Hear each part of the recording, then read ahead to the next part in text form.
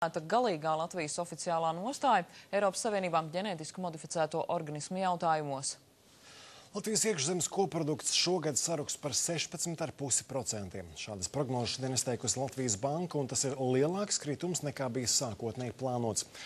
Bankas prezidents Ilmārs Rimševičs norāda, ka IKP prognozes pasliktināšanās saistīta ar strauji krītošo globālo ekonomisko aktivitāti un to, ka eksporta partnervalstis piekopīja protekcionismu.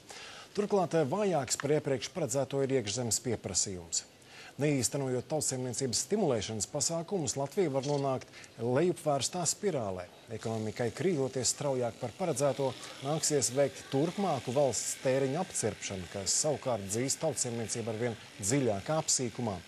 Iekšzemes koprodukta kritumu var ierobežot tikai ātra ekonomikas sildīšana. Rimševičs uzsver, ka valdībai arī turpmāk būs jāveic reformas, jo pie pašreizējās prognozes budžeta deficīts sasniegs jau 12%.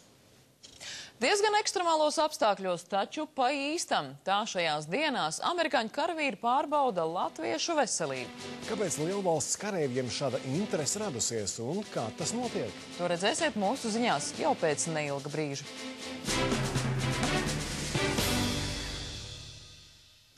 Interneta atslēgšana